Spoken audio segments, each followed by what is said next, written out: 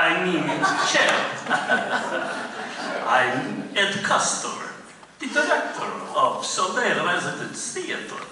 And I want to thank you all for your support through your attendance of this evening, as well as your donations into our donation boxes. I saw one of you too went by and forgot to put your donation in. I'm not saying anything bad might happen to you, but I do like to travel around at night, and I know where you live. So, anyway, before we get started, I want to let everybody know that we are, again this year, going to have the SRT, and we're calling it Heartfelt Holiday Celebration. It's just, again, will benefit the Children's Haven, and it'll be held on December 14th. So mark your calendar to be more information on coming, but I will tell you, we have two hilarious plays, a Hanukkah and Christmas play that I think you all will enjoy. If you haven't done so, please silence your cell phones. That would be helpful. And remember that this is live theater, and you never know what might happen. And well, we'll just take it and roll with the punches. So tonight, Wendell Henry brings us another of his radio plays to put us in the Halloween mood. And now, the man who brought us It's a Wonderful Life and the War of the Worlds radio plays, ladies and gentlemen, Wendell Henry. Thank you, Ed. First of all, I want to thank all of you for coming tonight, and I hope that the play turns out enjoyable. We were going to do a different program tonight, but we received this very strange communication from Edgar Allan Poe. And this was a little bit concerning because he died in 1848. And so that's 175 years ago. And so we thought, okay, somebody's playing a joke on us, but he kept working on us, and he finally convinced us that he was for real and that he wanted to put on his own show. So we said, okay, we ditched the other one, and we said, we'll do it. His requirement was it had to be done from the graveyard. I said, okay. And basically, he is in control. We have nothing to say about what's happening. So, without any further ado, Edgar, take it away. And now, ladies and gentlemen, we bring you something new, and dare I say, dangerous. Our next program comes to you live from a place beyond the living, a region beyond our mortal understanding. Welcome to the Edgar Allan Poe Afterlife radio show.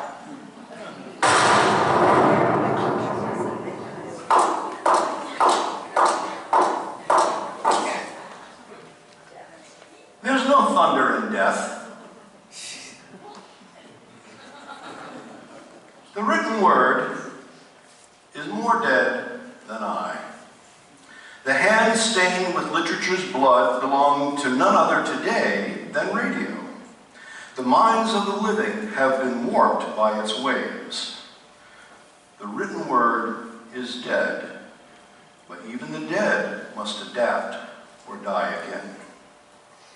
So I, Edgar Allan Poe, shall bring you my tales in the only way your modern minds seem capable of receiving them, with sound,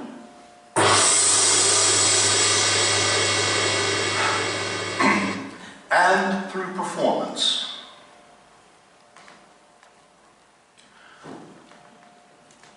Our players, though wandering spirits themselves, will breathe life into my creations. And you, dear listener, I implore you to open your ears and your minds.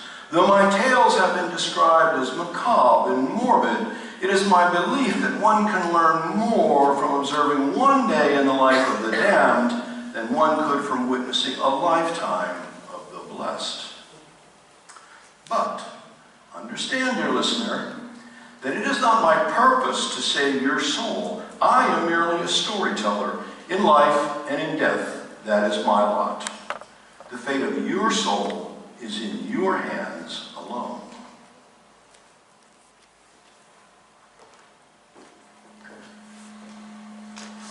And so we begin. In Italy, it is the time of carnival, a time of excess and passion.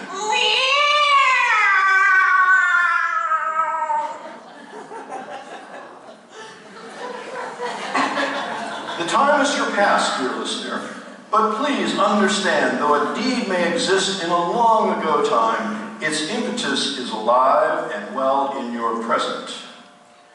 It is a night of much revelry. Vile creature, be gone with you.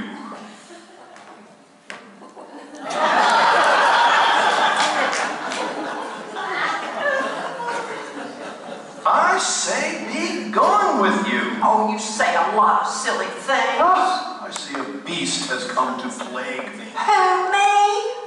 Shooing you away will do no good, will it? And by the looks of you, you're no stranger to violence. Don't mind me, man. I'm just a cat who's fond of stories. You are not just a cat. You are a curse. And don't call me man. My name is Poe. Whatever, Mr. Poe. And being a curse, I know that I cannot simply wish you away. But if you are to stay here, you must remain silent. Silent as a simple saucer of milk. What does that mean? Oh, nothing. Mr. Poe, tell your stories. Make us weep. Make our souls shiver, go creep, creep, creep. As I was saying, we are in Italy. It is a night of much revelry. It is dusk. The madness of carnival season is at its zenith. Within this haze of drinking and laughter, though, is a man with a singular purpose: revenge. Fortunato, Fortunato, Fortunato. The eyes of this man burn through the holes in his mask as he whispers the name of his enemy. Fortunato. So who is this Fortunato? A nobleman? Certainly. But history has shown us that such titles mean very little with respect to the character of a man. So I ask again, who is this Fortunato? A connoisseur of wines? Absolutely. A mason? Yes. A jovial man? Bombastic? Crude? A quack? A charlatan? A friend? A son? These are words that can be applied to countless individuals. So does it matter who Fortunato is? To the burning eyes behind the mask staring into the soul of Fortunato, he is but one thing: a man who once uttered an insult. And sometimes that is all it takes. So now this man, this Fortunato, wanders down the street alive with wine, dressed as a jester, bells and all, but the eyes are waiting. Well, what do we have here? I know those eyes, warm eyes indeed. I have always said that about you, my friend. You ask anyone, and they will say that Montresor has such warm eyes. My dear Fortunato, how lucky I am that you have stumbled my way. Lucky, you say? How can I be of some service? I have recently received a pipe of what passes for Amontillado, but I have my doubts. How? Amontillado? A pipe? Impossible, and then in the middle of a carnival. You're absolutely right. I've been defrauded. And I was silly enough to pay full Amontillado price without consulting you in the matter. I confess I am a fool. But you were not to be found when I was fearful of losing a bargain. Amontillado, really? I have my doubts, serious doubts, which your reaction only but confirms. Amontillado. More likely not, I'm afraid, but please, put it out of your mind. The night is young for you, and as for me, I must be off. I'm on my way to the chase. If anyone has a critical turn, it is he. He will help me. Luchisi cannot tell him Montiado from Sherry. And yet some fools have it that his taste is a match for your own. Come. What say you? We must go, Montresor. Whither? To your vaults. My friend, no, I will not impose upon your good nature. You have other engagements tonight, and Lucchesi get more than... I have no engagements. Come. My friend, please, my vaults are insufferably damp, and you clearly are suffering from a severe cold. This cold is nothing. Come, let's go. As you wish. Lucchesi. And so... And so the two men walked to Montresor's home, where all of the attendants had been given the night off. Through the silent rooms they walked. At the entrance of the vaults, Montresor provided his guest with a torch. Montresor took one as well and led the way down. Fortunato jingled with each step.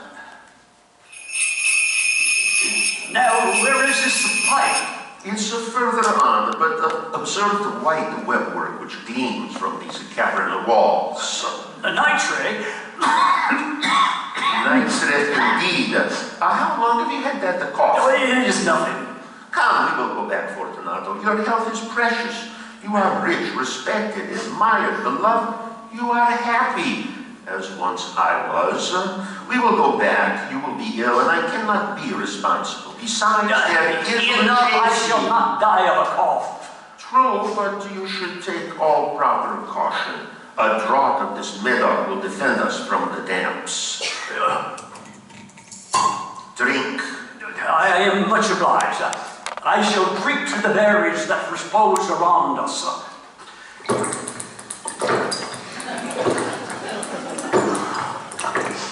And for your longer life. These vaults are quite extensive. The Montresors were a great and numerous family. I forget your arms. A huge human foot bore in a field azure. The foot crushes a serpent whose fangs are embedded in the heel. And the motto. Nemo me impune licessit. Oh, good. What is that? Quiet, cat. Those were words. They are words, Latin words. Oh, okay. Continue. What do they mean? It means death to all felines. Now shut up. I don't think that's what it means. Nevertheless, Montresor and Fortunato passed through walls of piled bones, with casks and puncheons intermingling into the inmost recesses of the catacombs. Some more of the metal, Montresor.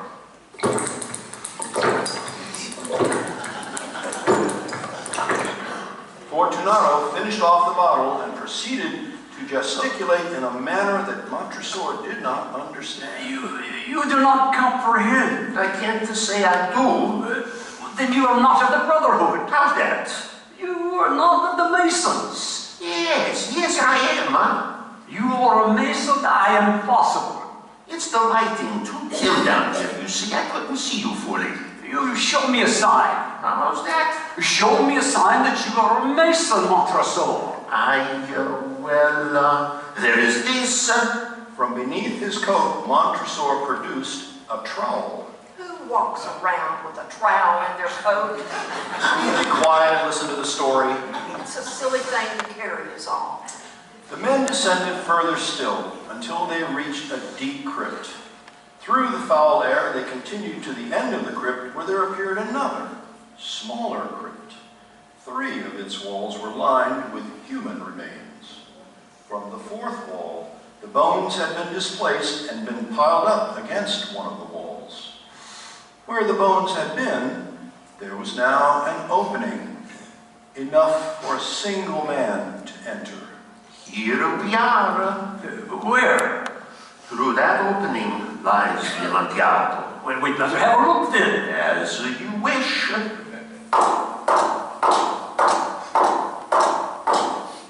Fortunato stepped inside the opening. Montresor was right on his heels. Fortunato reached for the wall to guide his way in the dim light, and in an instant Montresor grabbed the awaiting irons and clasped them around the wrists of an unsuspecting Fortunato.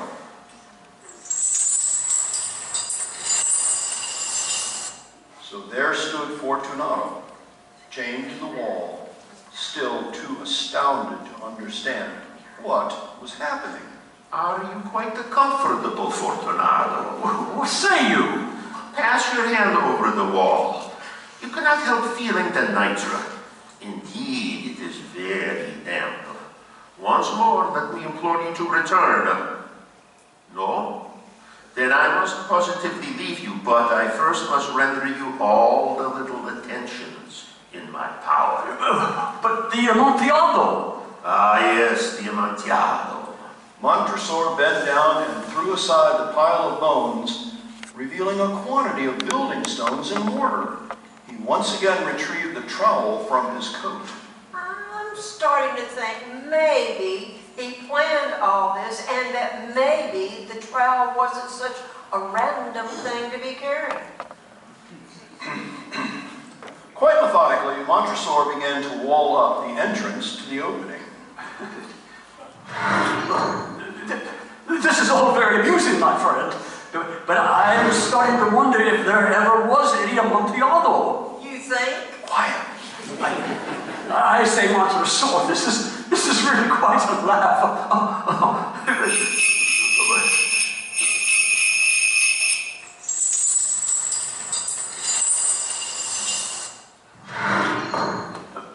Like a dedicated craftsman, Montresor built his wall, stone by stone, without a word. I am all for a joke, my friend, but you see, I do have this cough. And it is rather late, and also I am in chains.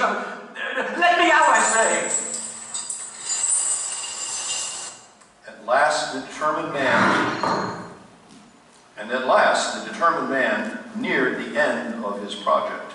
One stone left to be placed. I do understand. You see, this really is a most excellent jest. We shall all laugh about it at the palazzo over wine. The Amontillado. Yes, of course, the Amontillado. They're all waiting for us at the palazzo, the Lady Fortunato and the rest. Let us be gone. Yes, let us be gone. For the love of God, Montresor. Yes, for the love of God. And with that, Montresor applied the final stone. Fortunato? Fortunato. Bone by bone, the determined man re-erected the old rampart. Now all of this occurred more than a century ago, and no one has disturbed those bones, nor the ones that helped to hide. In pace requiescat. Is that Latin again? Yes, What does it? rest in peace. Ooh, creepy. Is that the end? What happens to Montresor? Did he ever find out that it really was Amontillado? Maybe he went to that Lucchese guy. What does Amontillado taste like? Also, does anyone like wine enough to be willing to go deep into a bone-filled crypt? Well, What? I have questions. And I have no answers for you, Cat. I found none in life, and I found none in death. Can I ask one more question? No! Please. What? Do you have anything to eat? I'm terribly hungry. I have not a crumb. So you're saying you don't have anything? That's what I said. Okay. You just said it in a rather weird way.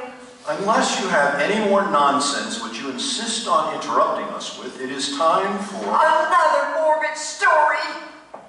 No, a commercial.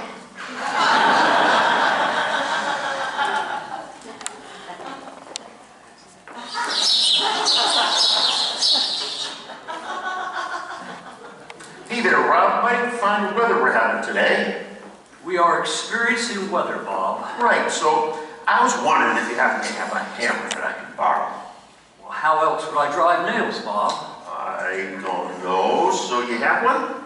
I will retrieve it for you.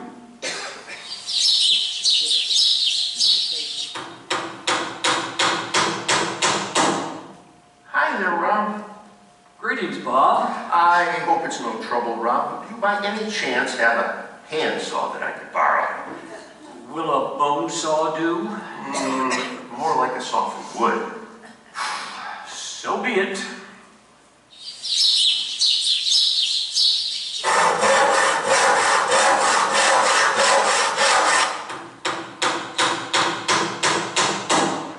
Hello again, Rob.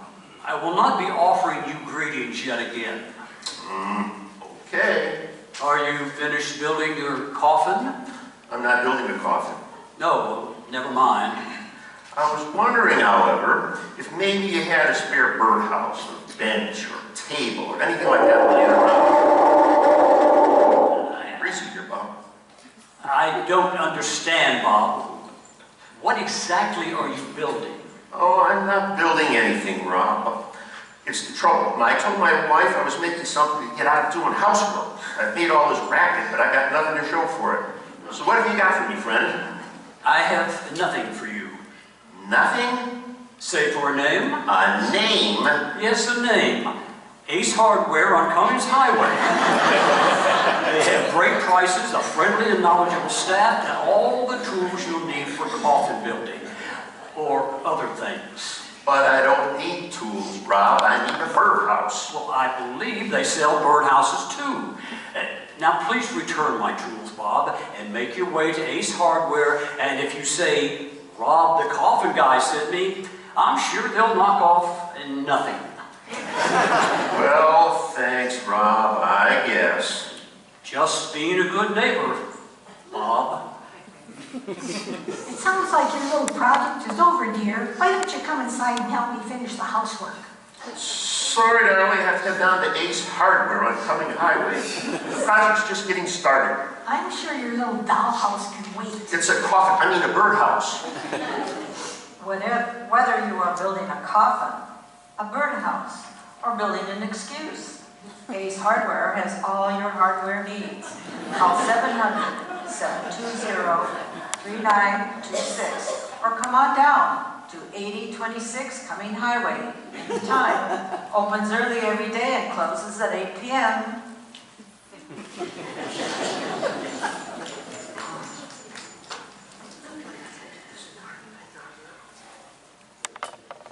It's in our nature to build things, to put up walls. But even as we seek to create our own shelter, we sometimes create our own demise. I don't think we heard the same commercial. I'm not talking about the commercial. Oh, Our next tale is that of a home, a family. it sounds nice. A story of cracks in the walls, seen and unseen. Oh, maybe not so nice. Beyond doubt, there are combinations of very simple objects which have the power of affecting us in deeply mortifying ways. Yes, and in fact, inanimate objects may produce terror. In one particular case, it was a house that brought upon such an iciness, a sinking, a sickening of the heart and torture of the soul. It was the house of Usher. Sounds wonderful. Probably lots of great mice. I'd love to see it sometime. The story is the fall of the house of Usher. Oh, well, let's hear it, folks. Some stories are best told by those who survived. Let's listen.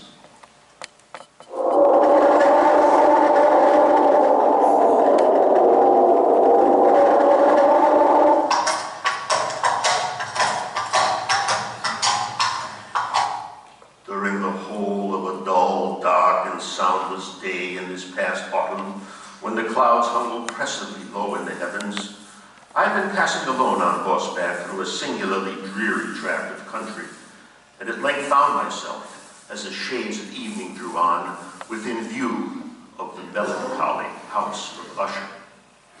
I know not how it was, but with the first glimpse of the building, a sense of insufferable gloom pervaded my spirits. What was it, I paused to think? What was it that so unnerved me in the contemplation of the house of Usher? Shadowy fancies that crowded upon me as I pondered. I reined my horse to the precipitous brink of a black and lurid tarn that lay in unruffled luster by the dwelling, and gazed down, but with a shudder even more thrilling than before upon the remodeled and inverted images of the gray sedge and the ghastly tree stems and the vacant and eye-like windows. Once inside, I felt that I breathed an atmosphere of sorrow. An air of stern, deep, and irredeemable gloom hung over and pervaded all. I wondered if Roderick, the master of the house, so full of life in my memories, would resemble the man I once knew. It was worse. Devin, old friend, is that you? Have you come at last? I have, Roderick, as fast as I could after receiving your letter. Oh, thank you. It's been too long, old chap. You look the same, unless my eyes have deceived me. Have you not aged? You're kind. I've aged quite a bit, or so I'm told by my honest friends. Oh, you have friends. That is something more than can be said for myself. Except for you. You may be my oldest friend. And what about me? How do I look? It's probably better not to answer. What could I say? Maud, what could I say? That he had a cadaverous complexion, an eye large, liquid, and luminous beyond comparison, lips somewhat thin and very pallid, but of a surpassingly beautiful curve, a ghastly pallor of the skin. You look well. You lie. Well, maybe you look a little tired. Yes, a little tired, and you speak of honesty. I'll tell you this, physically I'm sick, but my soul fares worse, much worse. What I have is an intolerable agitation of the soul. Then I'm glad I came. Yes, as am I, for many reasons, unmentionables, but I'll get to them. Yes, your face is a very welcome sight. Next you shall visit me, it'll do you good. Visit you? You mean leave? Leave the house of Usher? Oh, no. Don't you know I am a slave to this place? I shall perish. I must perish in this deplorable folly, and then I shall be truly lost. Oh, my friend, I dread the events of the future. Why is that? What do you think it will bring? Oh, I shudder at the thought of any, even the most trivial incident. I have no abhorrence of danger, except in its absolute effect, in terror. It has me unnerved. It is a pitiable condition, really, one that will only be over when I abandon life and reason together. It's the struggle with the grim phantasm, fear.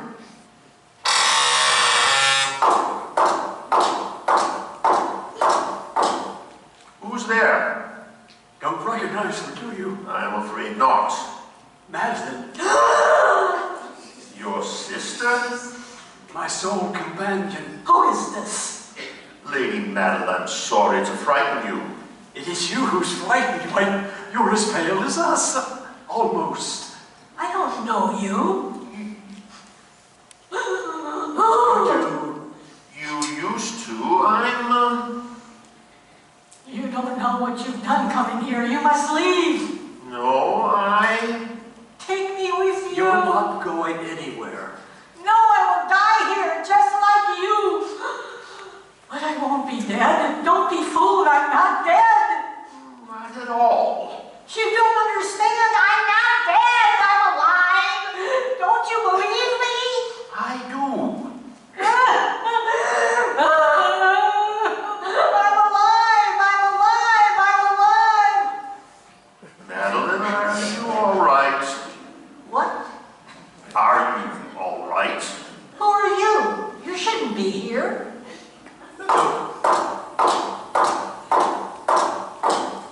Don't worry, you won't be seeing her again. That's what I'm worried about. Her disease. Her disease will leave me the last of the ancient race of the ushers. What is it that's wrong exactly? The doctors are usually just as baffled as you or I and can only offer an unusual diagnosis. They say she has a settled apathy, a gradual wasting away of the person, and frequent, although transient, affections of a partially cataleptical character. Cataleptical? Catatonic, usually. Muscles rigid and unmoving. I didn't expect her to respond to you at all. You must have triggered something in her. A last pathetic flicker of life before the flame is extinguished forever. Poor Lady Madeline. For several days ensuing, her name was unmentioned by either usher or myself. And during this period, I was busy in earnest endeavors to alleviate the melancholy of my friend. We painted and read together, or I listened, as if in a dream, to the wild improvisations of his guitar.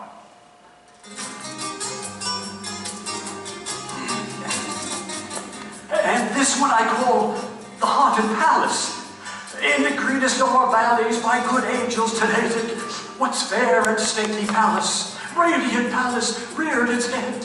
But evil things in robes of sorrow assailed the monarch's high estate. Ah, let us mourn, for nevermore shall dawn upon him, desolate. And round about his home the glory that blushed and bloomed is but a dim remembered story of the old time entombed. And travelers now within that valley through the red-lit windows see vast forms that move fantastically to a discordant melody. While like a rapid, ghastly river through the pale door, a hideous throng rush out forever and laugh, but smile no more. Beautiful melody. How uplifting. It was catchy, you know. I think it will stay with me, that one. Yes, it will haunt me. Oh, was that a joke, Edgar? I don't know. That was a joke, you old dog, you. Well, I'm not without a sense of humor. Could have fooled me. So be it. Get it? Your sense of humor could have fooled me. I get it. And I shall laugh myself into the grave if you keep it up. There you go. Had to bring death into it, didn't you? Death is always present. Hilarious. May we return to the tale now, Cat? Please. You don't think this house is really haunted, do you, Roderick? Not at all. That's a relief. I know we're haunted by it. This is not a tale in my mind. Don't you see, it is the enduring plague of the ushers through our entire history, picking us from our trees and devouring us one by one. And now another's gone. My sister. Lady Madeline? She is no more. What? When? Where is she? We'll preserve her corpse tonight. There's a vault in the basement which shall protect her from the doctors and their obtrusive and eager inquiries. Oh, these medical men are sinister in their core. Do you understand? Who was I to question how he should handle his sister's death? It seemed harmless at best, and by no means an unnatural precaution. So that night I aided him in the arrangements for the temporary entombment. The body having been in coffin, we two alone bore it to its rest. Down here. Watch your step.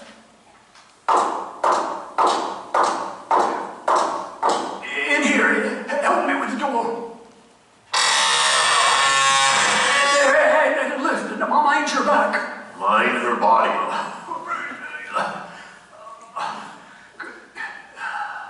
There she is. Her cheeks still have color. And a lingering smile. Like mine, do you think? A striking similarity. Yes, twins are similar in mind as well. You were twins? Yes, and one half of my soul is gone. Soon the other. Oh, close the casket. I can't stand it any longer. Seal it tight.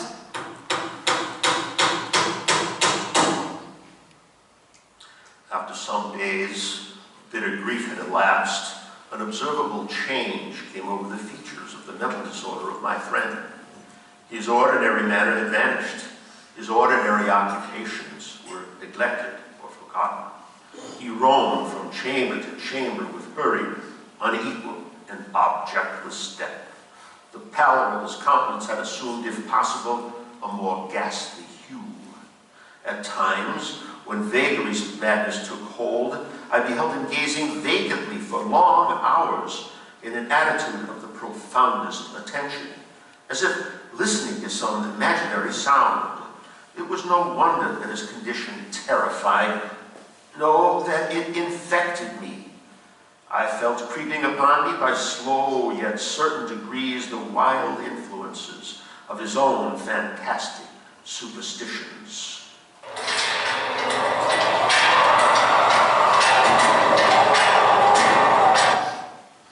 It was especially upon retiring to bed late in the night of the 7th or 8th day after we sealed Lady Madeline in her tomb that I experienced the full power of such feelings. Sleep came not near my couch. While the hours waned and waned away, I struggled to... Roderick, you're awake, as am I. I'm so sorry if I can hear something. There was a species of mad hilarity in his eyes. Are you all right? Have you not seen it? Seen what? You have not seen it then, but stay, you shall.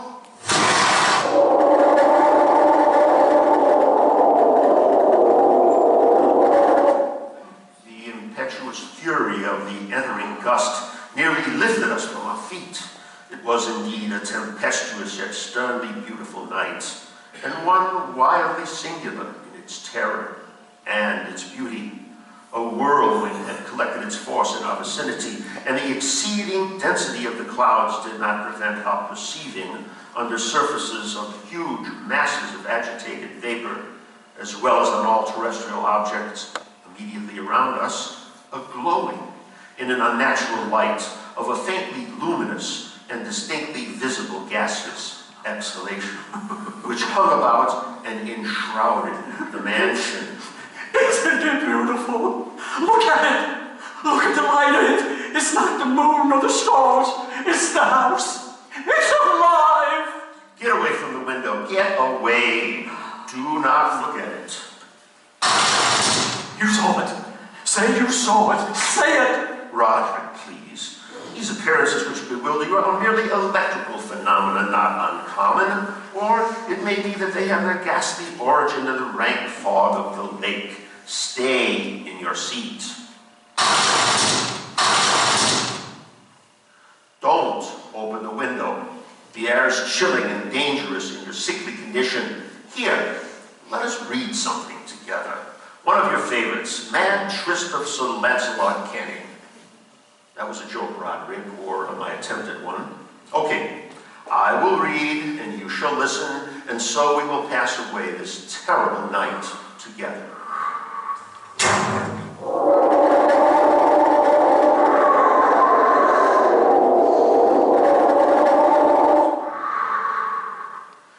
Here, we'll start here. Hero Ethelred, unable to make peaceful admission into the dwelling of the hermit, tries to enter by force. And Ethelred, feeling the rain upon his shoulders and fearing the rising of the tempest, uplifted his mace outright, and with blows made quickly room in the plankings of the door for his gauntleted hand. And now, pulling therewith sturdily, he so cracked and ripped and tore all asunder that the noise of the dry and hollow-sounding wood alarmed and reverberated throughout the forest.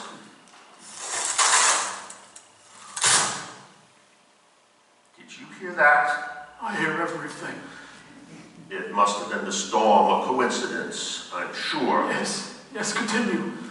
But the good champion Ethelred, now entering within the door, was sore enraged and amazed to perceive no signal of the maliceful hermit, but in the stead thereof, a dragon of scaly and prodigious demeanor, and of a fiery tongue, which sat in guard before a palace of gold, with the floor of silver, and upon the wall there hung a shield of shining brass, with this legend enwritten: Who entereth herein a conqueror hath been, who slayeth the dragon, the shield he will win.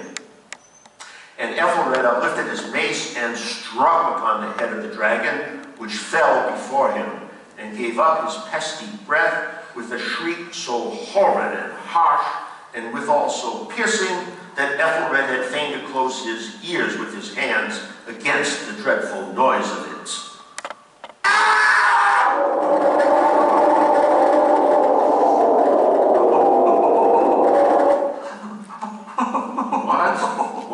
What was that? Roderick. Now the champion, having escaped the terrible fury of the dragon, bethinking himself of the brazen shield and of the breaking up of the enchantment which was upon him, removed the darkness from out of the way before him, and approached valorously over the silver pavement of the castle to where the shield was upon the wall, which in truth tarried not for his full coming, but fell down upon the silver floor with a mighty great and terrible ringing sound. Roderick, are you hearing this? I'm not here. Yes, I hear it and have heard it. Long, many minutes, many hours, many days have I heard it. Yet I dare not.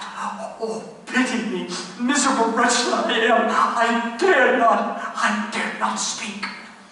We have put her living in the tomb. Said I not that my senses were acute? I now tell you that I heard her first feeble movements in the hollow coffin. I heard them many days ago, yet I dare not speak. And now, tonight, Ethelred, oh yes, the breaking of the hermit's door, and the death cry of the dragon, and the clanker of the shield, say rather the rending of her coffin, and the grating of the iron hinges of her prison, and her struggles within the coppered archway of the vault. Oh, whither shall I fly? Will she not be here anon? Is she not hurrying up to upbraid me for my haste? Have I not heard her footstep on the stair? Do I not distinguish that heavy and horrible beating of her heart? Madman, I tell you that she now stands without the door.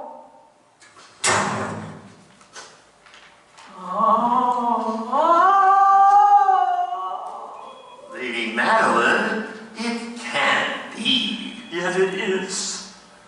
How was it? Her white robes were covered in blood, and the evidence of some bitter struggle upon every portion of her emaciated frame. My eyes were surely deceiving me, until she moved toward us. For a moment she remained trembling and reeling to and fro, hovering above her brother, and then emitted an awful sound from beyond.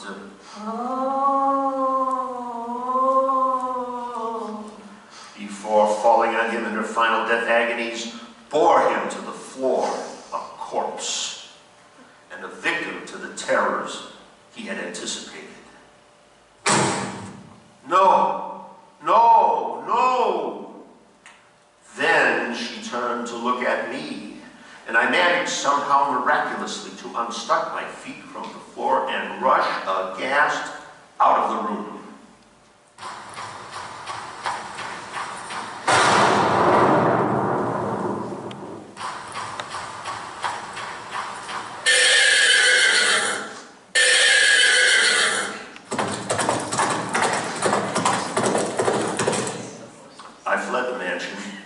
Crossed the old causeway, when suddenly there shot along the path a wild light.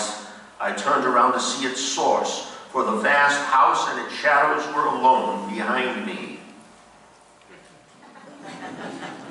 The radiance was that of the full setting and blood-red moon, which now shone vividly through through a fissure extending from the roof of the building in a zigzag direction to the base.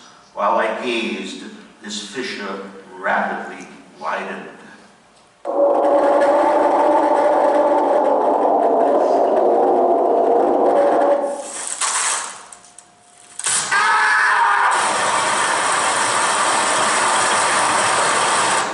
There came a fierce breath of the whirlwind. The entire orb of the satellite burst at once upon my sight. My brain reeled as I saw the mighty walls rushing asunder. There was a long, tumultuous shouting sound like the voice of 1,000 waters, and the deep and dank lake at my feet closed, sullenly and silently, over the fragments of the house of Usher.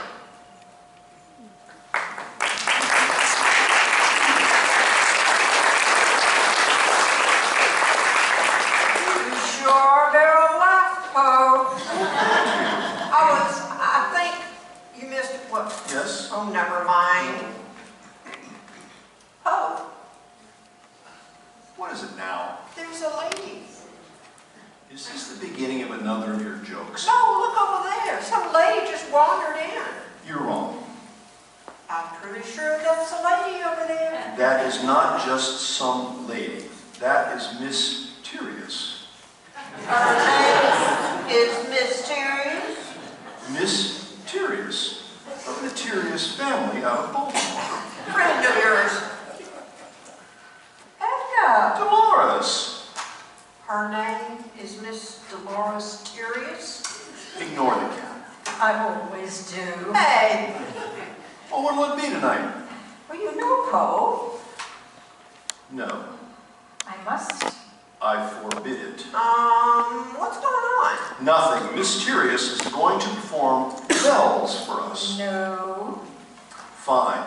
Mysterious will perform Annabelle Lee. These are more of your sad stories. Some poems, actually. Oh, good. So creep us out and rhyme. Wonderful. I will be Don't say it. performing The Raven. No. Birds, delicious. There will be no raven tonight. Why not? Tell her, Edgar. Yeah, Edgar, tell me. Go on. Dolores was an actress. She played up and down the East Coast, but I met her in Baltimore. Her talent was prodigious, but her luck, not so. So I merely suggested, You practically insisted. I mildly implied that she would find some success performing my poem, The Raven. I knew the manager of a small theater, and I wanted to help. You did help. Oh, she was a hit. We were a hit. Until the 100th performance. What? Oh, nothing. I simply went mad and walked myself into the harbor. Oh, all right. Reciting the poem as she waded into the waves. And now you want to perform it again. I do. I don't. And I say let her. I've carried the guilt with me ever since. My words drove you insane. Come off it, Edgar. Your words are mighty, but madness was my own. Yeah, Edgar, come off it. Quiet you, Please, Edgar. as you wish, but if you shall go mad again, It shan't matter much now. proceed. Once upon a midnight dreary, while I wandered weak and weary over many a quaint and curious volume of forgotten lore, while I nodded, nearly napping, suddenly there came a tapping, as of someone gently rapping at my chamber door. "'Tis some visitor," I muttered, tapping at my chamber door. Only this, and nothing more. Distinctly I remember it was a bleak December, and each separate dying ember brought its ghost upon the floor. Eagerly I wished the morrow, vainly I had sought to borrow from my books surcease of sorrow, sorrow for the lost Lenore, for the rare and radiant maiden whom the angels named Lenore, nameless here forevermore. And the silken, sad, uncertain rustling of each purple curtain thrilled me, filled me with fantastic terrors never felt before, so that now, to still the beating of my heart, I stood repeating, "'Tis some visitor entreating entrance at my chamber door. Some late visitor entreating at my chamber door. This it is, and nothing more." Presently, my soul grew stronger, hesitating then no longer. "Sir," said I, "oh, madam, truly your forgiveness I implore. But the fact is, I was napping, and so gently you came rapping, and so faintly you came tapping at my chamber door, that I scarce was sure I heard you. Here, I opened wide the door. Darkness there, and nothing more. Deep into the darkness peering, long I stood there wondering, fearing, doubting, dreaming dreams no mortal ever dared to dream before. But the silence was unbroken, and the darkness gave no token, and the only word there spoken was the whispered word, "Lenore." This I whispered, and an echo murmured back, the word "Lenore." Merely this and nothing more. Back into the chamber turning, all my sad soul within me burning, soon again I heard a tapping somewhat louder than before. "Surely," said I, "surely that is something at my window lattice. Let me see then what thereat is, this mystery explore. Let my heart be still a moment, and this mystery explore. 'Tis the wind, and nothing more." Open here I flung the shutter, when with many a flirt and flutter, in there stepped a stately raven on the stately days of yore. Not the least obeisance made he, not a minute stopped or stayed he, but with mien of lord or lady perched above my chamber door, perched upon a bust of Pallas, just above my chamber door, perched and sat, and nothing more. Then this ebony bird beguiling my sad fancy into smiling by the grave and stern decorum of the countenance it wore. "Be thy crest be shorn and shaven, thou," I said, "art sure no craven, ghastly, grim, and ancient raven wandering from the nightly shore. Tell me what thy lordly name is on the night's Plutonian shore." Quoth the raven, "Nevermore." Much I marvel this ungainly fowl to hear this discourse so plainly, though its answer little meaning, little relevancy bore. For we cannot help agreeing that no living human being ever yet was blessed with seeing bird above his chamber door. Bird or beast upon the sculptured bust above his chamber door, with such name as Nevermore. But the raven, sitting lonely on the placid bust, spoke only that one word, as if his soul in that one word he did outpour. Nothing further than he uttered, not a feather than he fluttered, till I scarcely more than muttered, "Other friends have flown before. On the morrow he will leave me as my hopes have flown before." Then the bird said, "Nevermore." Startled at the stillness broken by reply so aptly spoken, doubtless, said I, what it utters is its only stock and store, caught from some unhappy master, whom unmerciful disaster followed fast, and followed faster till his songs one burden bore, till the dirges of his hope that melancholy burden bore, of never, never more. But the raven, still beguiling all my sad soul into smiling, straight I wheeled a cushioned seat in front of bird and bust and door. Then upon the velvet sinking, I betook myself to linking fancy unto fancy, thinking what this ominous bird of yore, what this grim, ungainly, ghastly, gaunt and ominous bird of yore meant in croaking nevermore. This I sat engaged in guessing, but no syllable expressing, to the fowl whose fiery eyes now burned into my bosom's core. This and more I sat divining, with my head at ease reclining, on the cushion's velvet lining that the lamplight gloated o'er, but whose violet lining with the lamplight gloated o'er, she shall press, nevermore. Then methought the air grew denser, perfumed from an unseen censer, swung by a seraphim whose footfalls tinkled on the tufted floor. Wretch, I cried, thy God hath lent thee, by his angels he hath sent thee. Respite and relief from thy memories of Lenore. Quaff this kind of relief, and forget this lost Lenore.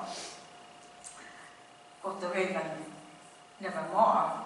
Prophet, said I, thing of evil, prophet still if bird or devil, whether tempter sent or whether tempest tossed thee here ashore.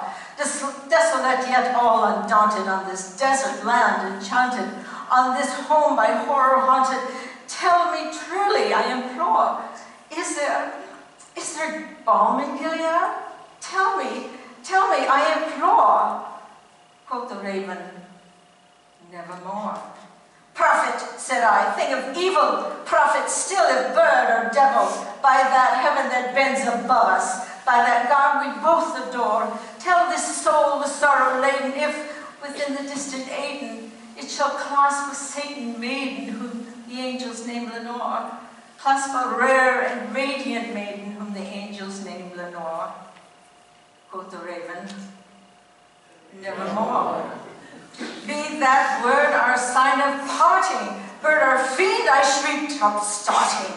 Get thee back into the tempest and the night's Plutonian shore. Leave no black plume as a token of thy lie against thy soul has spoken. Leave my loneliness unbroken. Quit the bust above my door. Take thy beak from off my heart, and take thy form from off my door. Quoth the raven, nevermore. And the raven, never flitting, still is sitting on the pallid bust of Pallas just above my chamber door. And his eyes have all the seeming of a demon's that is dreaming, and the lamplight o'er him streaming throws his shadow on the floor. And my soul from out that shadow that lies floating on the floor shall be lifted nevermore.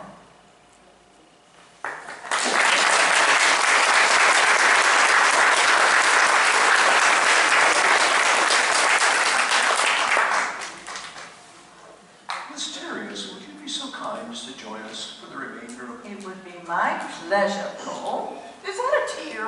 Are you crying, oh? It is an affliction of the eye. Leave me alone. Are you sure? Because...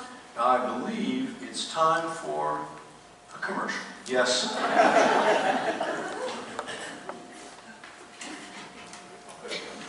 This dinner looks delicious, darling. Oh, thank you, dear. I am so lucky to have a husband who will cook an entire meal from scratch for my birthday. Yes, well, I just wanted to show you how much I care. She knows. No, she doesn't. What's that, dear? Nothing. This salad looks so fresh. Nothing but the best for my love. She knows. Quiet. Excuse me? Oh, nothing, dear. The steak is definitely not talking to me. The steak is... This steak is so delicious and juicy, cooked to perfection. I just follow the recipe. She knows. She doesn't know anything. Who doesn't know anything, Oh, darling? never mind, dear. Let's just eat.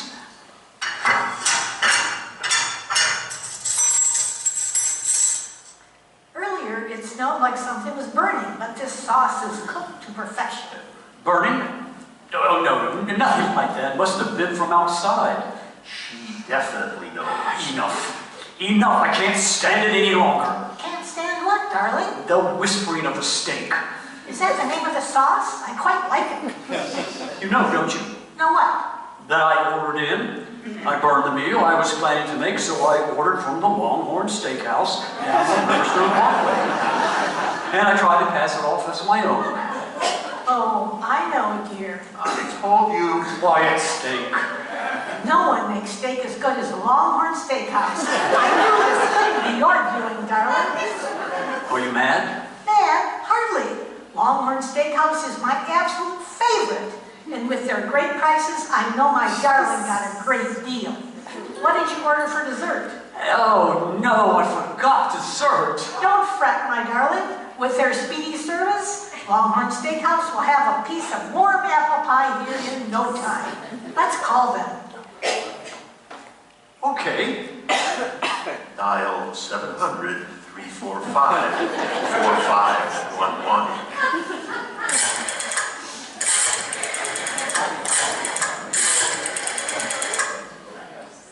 Thank you for calling Longhorn Steakhouse. This is Hortense speaking. How can I help you? Yeah, hi. I'd like to place an order for delivery. Don't pass off that special birthday dinner as your own. She'll know. Order in from Longhorn Steakhouse on Riverstone Parkway and mention Edgar Allan Poe to receive absolutely nothing. Just call 700-345-4511.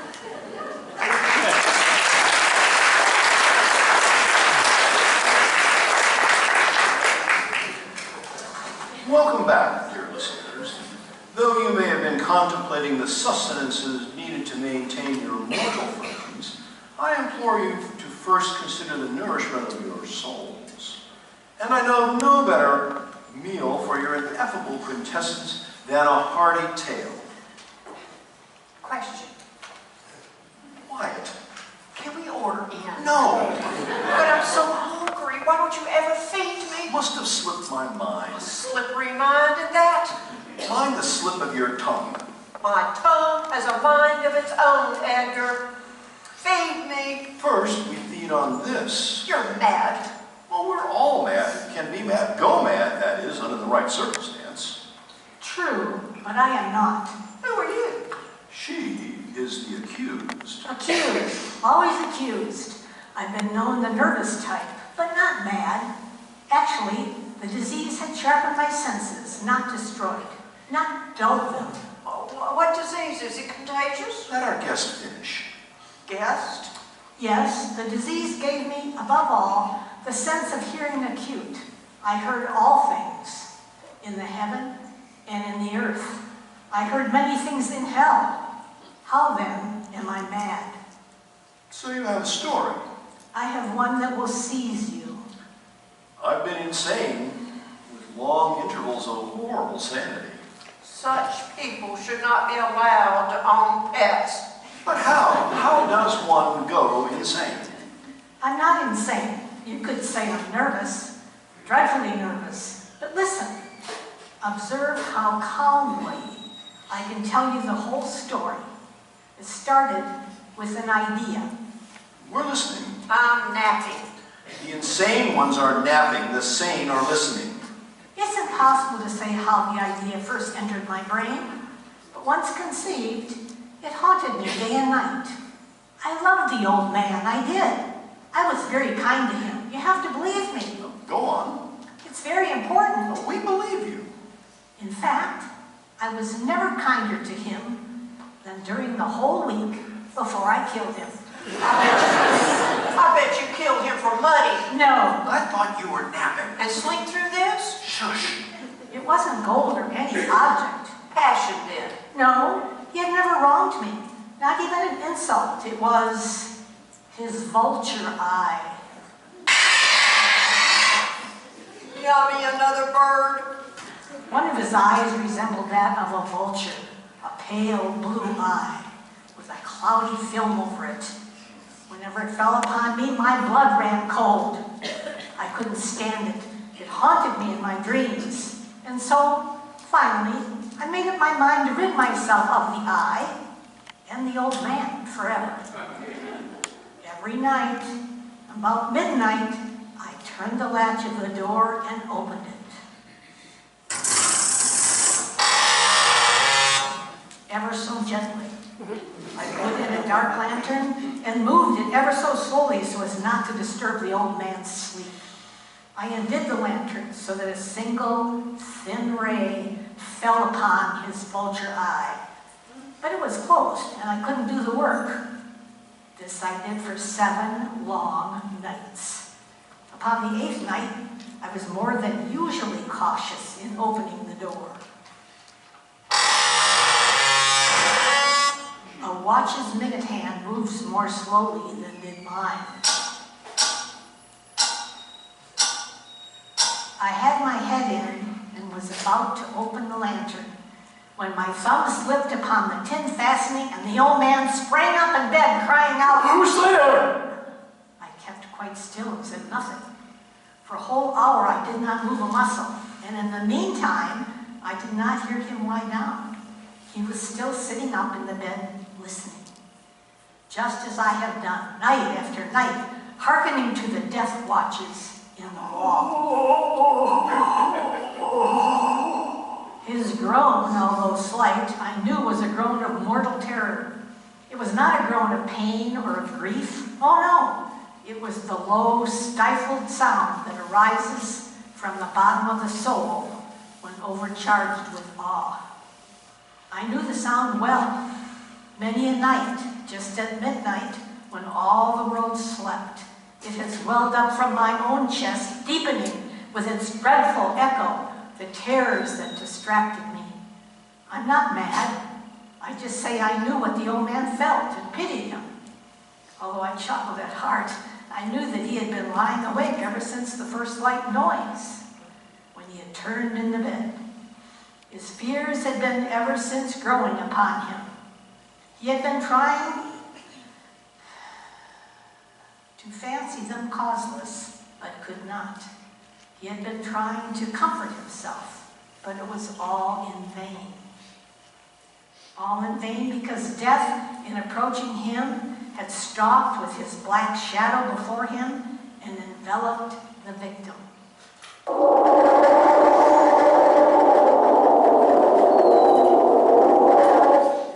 And it was a mournful influence of the unperceived shadow that caused him to feel, although he neither saw nor heard, to feel the presence of my head within the room. When I had waited a long time, very patiently, without hearing him lie down, I resolved to open a very, very little crevice in the lantern. So I opened it. You cannot imagine how stealthily, until at length a simple dim ray like the thread of a spider shot from out of the crevice and fell full upon the vulture eye. It was open. Wide open.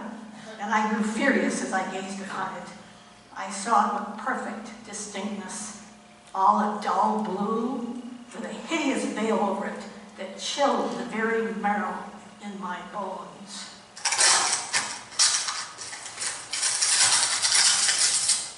And have I not told you that what you mistake for madness is but over-acuteness of the senses? Now I say there came to my ears a low, dull, quick sound, such as a watch makes when enveloped in cotton.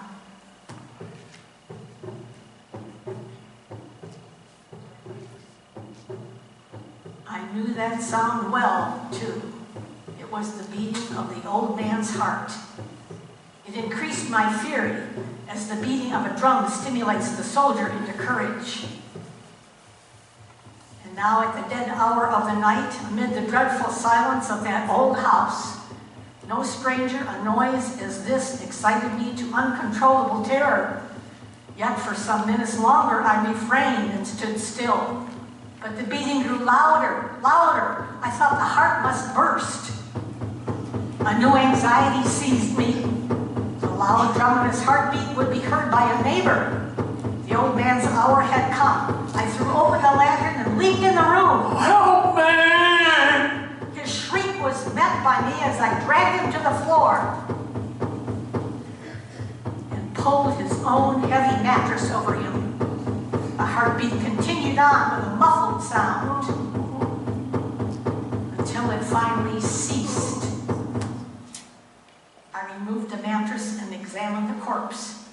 The old man was dead, stone dead. His eye would trouble him no more. If you still think of me mad... Oh, not at all. Well, you've been a lovely guest. What did you do with the corpse? I took the wisest precautions. Well, I'm sure. I had to conceal the body, That's logical. so I dismembered it. Nothing mad here at all. Let us hear the rest. Please don't. Thank you. I started by cutting off the head.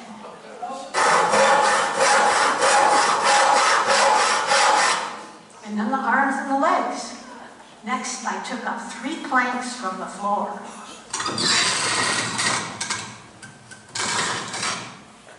And deposited all of him. Then I replaced the boards.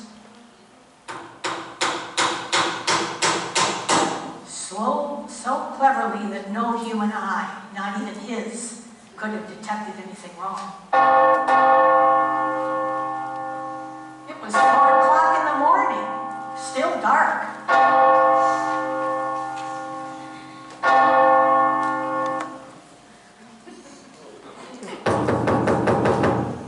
Knocking at this hour, I went down to open it with a light heart, for what did I have to fear? Good morning. Good morning, officers. Sorry to disturb you at such an hour. Neighbor of yours heard a shriek during the night. Oh, really? I didn't hear a thing. No, she said it sounded like it came from your apartment. A shriek, you said? That's right. There's an older gentleman living here. Yes. Well, not at the moment, but yes. He's absent. In the country at the moment. Mind if we take a look around, just the same orders, you see? Sure, please. Come in.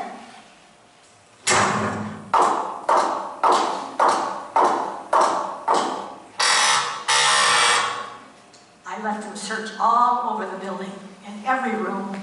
I showed them the old man's room. I showed them his treasures, secure, undisturbed. In the enthusiasm of my confidence, I brought chairs into the room, and they were happy to have a rest. I placed my own seat upon the very spot beneath which reposed the corpse of the victim. Like I said, I love the old man dearly. Did I say that? I'm very kind with him, but it's good he's gone. To the country, that is. Fresh air is good for the soul, wouldn't you agree? Not for me, it's not. It's allergies. Oh, sorry to hear that. Well?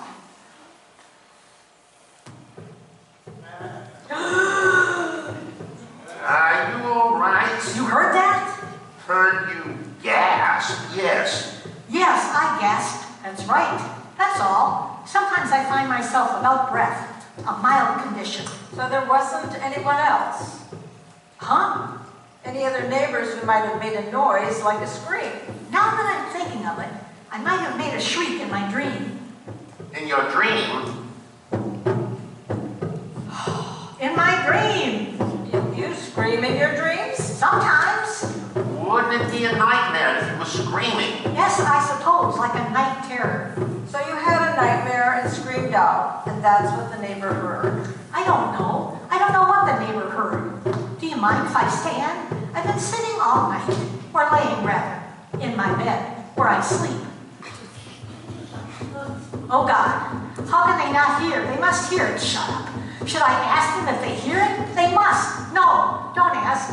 What if they don't? No, they heard. They suspect. They know. So, how often do you have these nightmares? When did you say the old man is coming back? Do you always scream in your sleep? I'm going to scream now. That's what I'm going to do. You're going to scream? Why are you going to scream? I didn't mean to say that. Sorry, it's just so loud. What's so loud? You mock me. You know. You and your hypocritical smiles. There, it's louder still. Maybe you should sit down. Villains, torment me no more. I admit the deed. What deed? Here, here. Here it is. See for yourselves. The beating of the hideous heart. The vulture eye.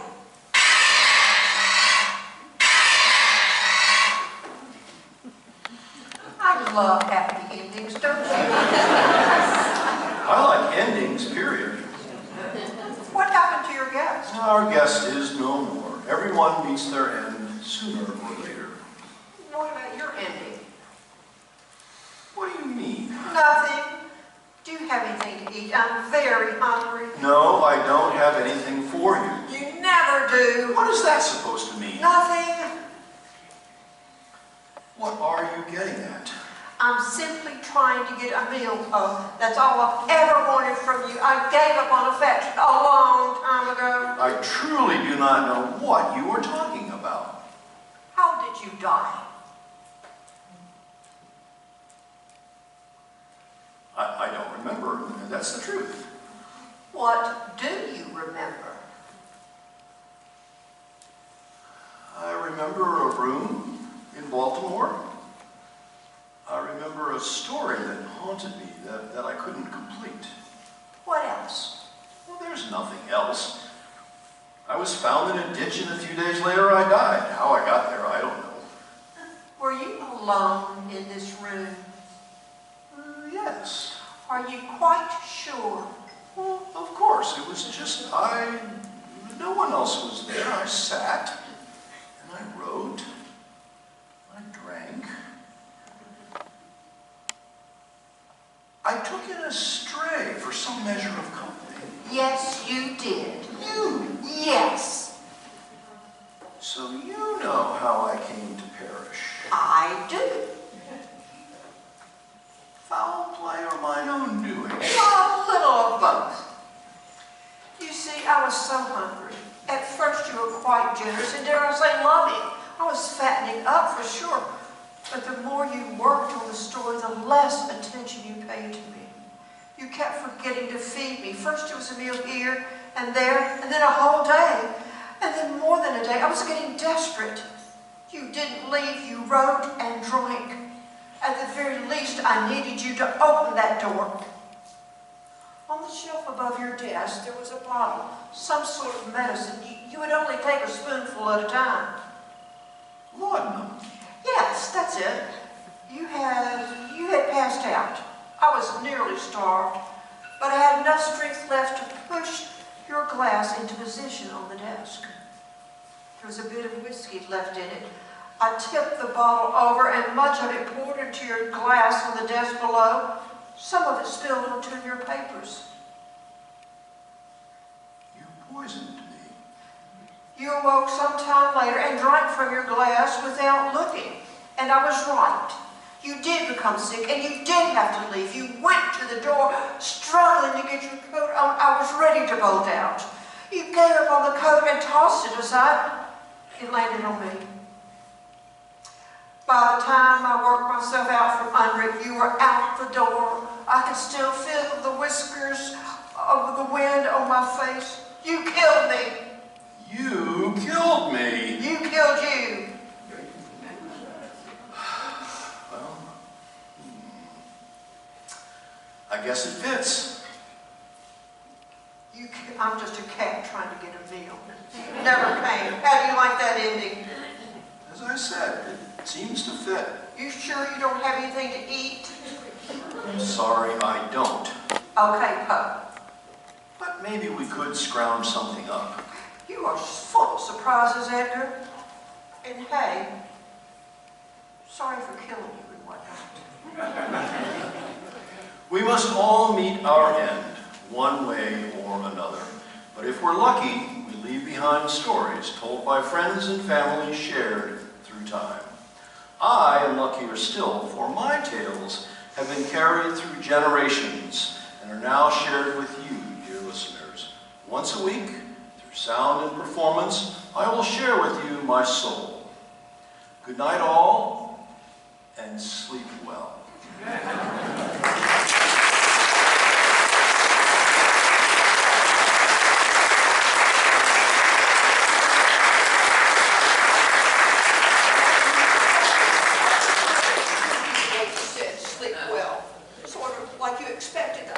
It was not creepy. It definitely was.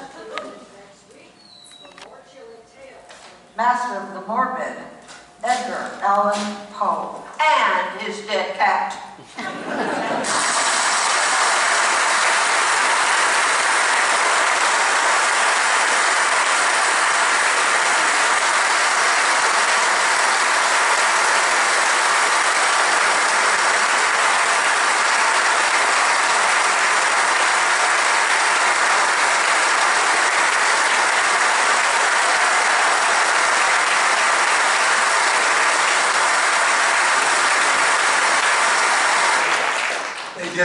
job. Let me give you an introduction. This is Dale Gorowski, Betty Henry, Stephen Jones, Kathy Gorowski, Bo, Jeff Pollock, and our cat, Janelle Walker.